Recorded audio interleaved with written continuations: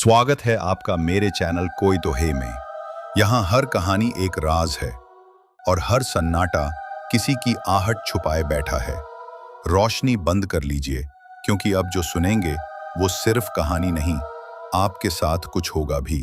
हर हफ्ते एक नई दहशत।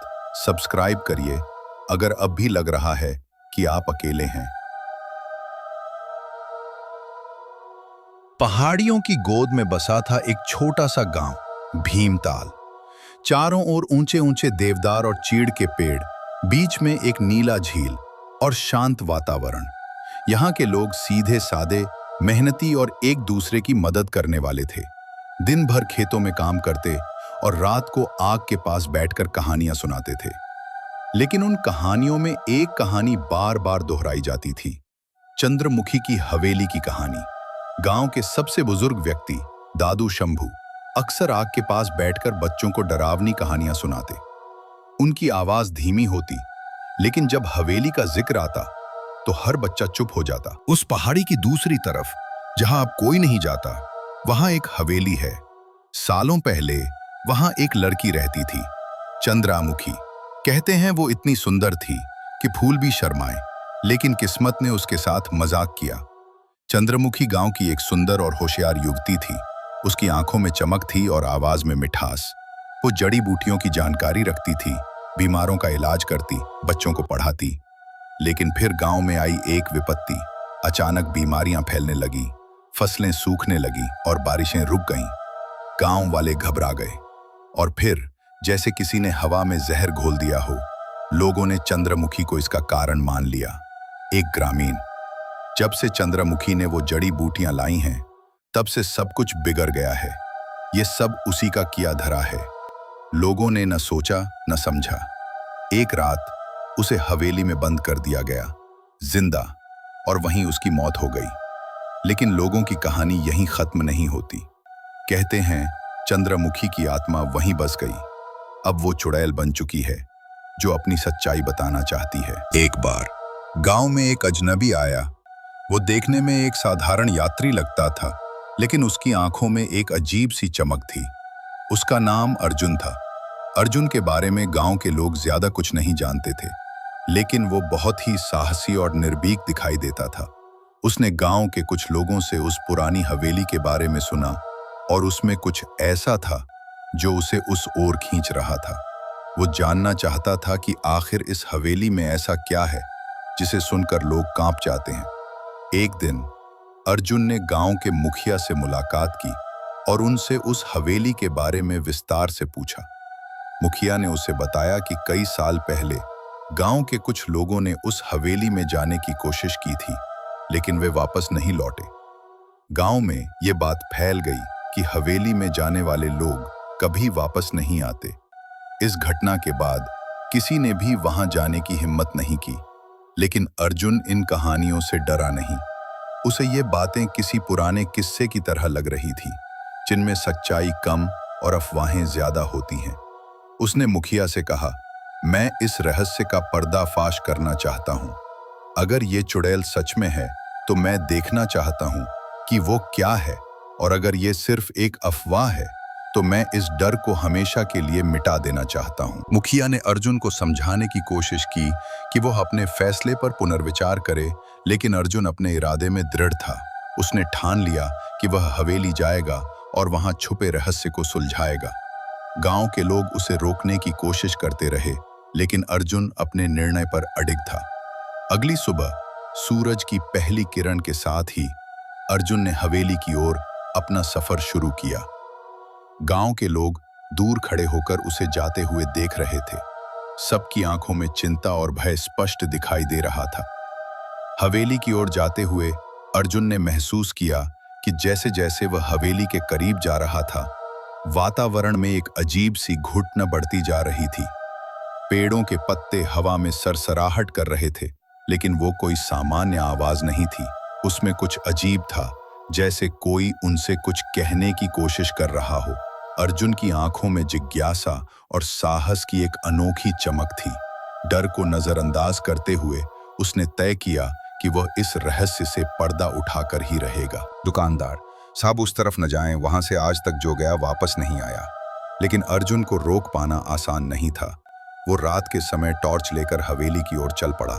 हवेली के पास हवा सन्नाटे को चीरती हुई चल रही थी। दरवाजा अपने आप खुला। अर्जुन ने धीरे धीरे उस दरवाजे की ओर कदम बढ़ाए। उसके हर कदम के साथ उसके दिल की धड़कनें तेज हो रही थी। जब उसने दरवाजे के पास पहुंचकर उसे खोला तो उसके सामने का दृश्य देखकर वो चौंक गया। अर्जुन के सामने का दृश्य उसकी उम्मीदों से परे था। दरवाजा खुलते ही उसे एक छोटा कमरा दिखाई दिया जो बाकी हवेली की तुलना में साफ सुथरा और व्यवस्थित था। कमरे के बीचों बीच एक पुराना लकड़ी का बिस्तर था जिस पर सिलवटों से भरी एक चादर पड़ी थी। बिस्तर के पास ही एक छोटी सी मेज थी जिस पर एक तेल का दिया जल रहा था। दिए की रोशनी में अर्जुन ने कमरे के एक कोने में एक पुरानी तस्वीर देखी। उसने धीरे धीरे उस तस्वीर की ओर कदम बढ़ाए और देखा कि वो तस्वीर किसी युवती की थी जिसकी आंखों में एक अजीब सी उदासी थी। तस्वीर के नीचे लिखा था चंद्रा। तभी अर्जुन को कमरे के एक कोने से किसी के सिसकने की आवाज आई। उसने ध्यान से उस दिशा में देखा लेकिन वहां कोई दिखाई नहीं दे रहा था। अर्जुन का दिल तेजी से धड़कने लगा लेकिन उसने अपने भय को काबू में रखते हुए आवाज की दिशा में कदम बढ़ाए। कमरे के एक कोने में एक पुराना अलमारी था जो थोड़ी खुली हुई थी। अर्जुन ने धीरे से अलमारी का दरवाजा खोला और उसे अंदर एक पुराना डायरी दिखाई दी। डायरी के पन्ने पीले पड़ चुके थे लेकिन शब्द अब भी साफ थे। डायरी में लिखा था, आज मैं बहुत अकेली हूँ। गांव के लोग मुझसे डरते हैं लेकिन वे नहीं जानते कि मेरे अंदर का दर्द क्या है। मैंने सिर्फ उनकी मदद करनी चाहिए लेकिन मुझे चुड़ैल बना दिया गया। अर्जुन ने आगे पढ़ना शुरू किया और जाना कि चंद्रमुखी को गलत समझा गया था। वो जड़ी बूटियों से बीमारियों का इलाज करना चाहती थी लेकिन कुछ प्राकृतिक आपदाओं ने उसे दोषी बना दिया। डायरी में आगे लिखा था, मुझे याद है उस दिन को जब गांव के लोग अचानक मेरे घर के बाहर इकट्ठा हो गए थे। उनके हाथों में मशालें थीं और उनकी आंखों में गुस्सा और डर। उन्होंने मुझे चुड़ैल कहा और मुझसे कहा कि मैं तुरंत गांव छोड़ दूं। मैंने उनसे विनती की लेकिन कोई नहीं सुना। वे चिल्ला रहे थे और मेरे घर को जलाने की धमकी दे रहे थे। मुझे मजबूर होकर गांव छोड़ना पड़ा। मैंने जंगल में शरण ली लेकिन मैं हमेशा अपने गांव की याद में जीती रही।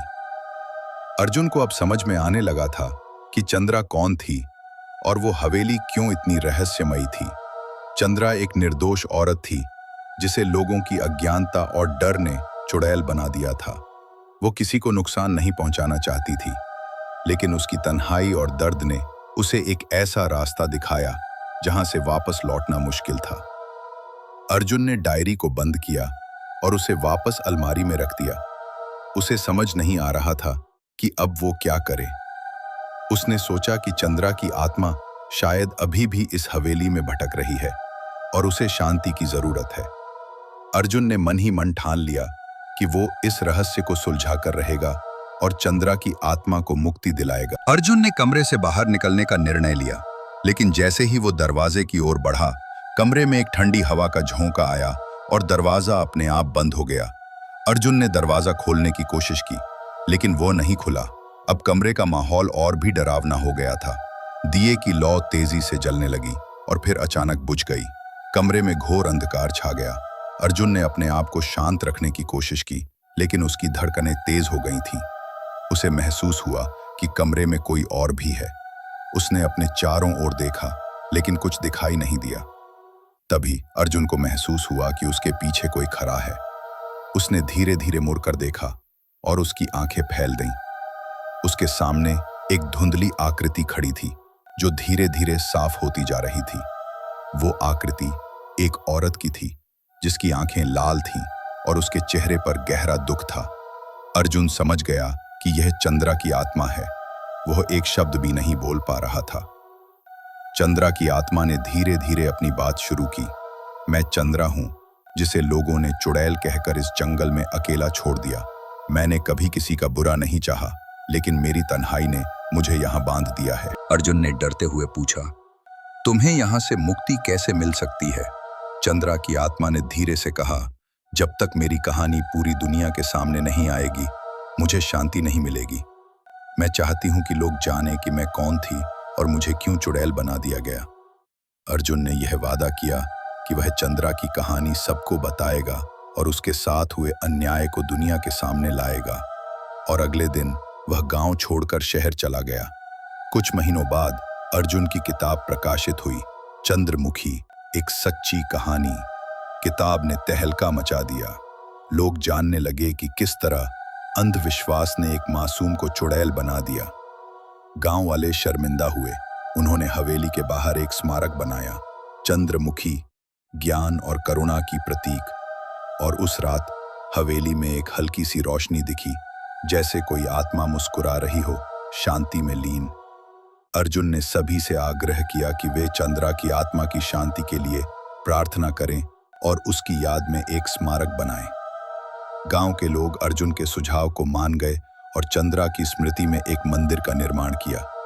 उन्होंने इस बात की प्रतिज्ञा की कि वे अब कभी भी किसी के साथ ऐसा अन्याय नहीं करेंगे। अगर आपको हमारी कहानी अच्छी लग रही है तो कृपया चैनल को सब्सक्राइब करें, कमेंट बॉक्स में कमेंट करें आपको कहानी कैसी लगी। आप अपनी कहानी हमें मेल कर सकते हैं, ईमेल आईडी डिस्क्रिप्शन बॉक्स में है।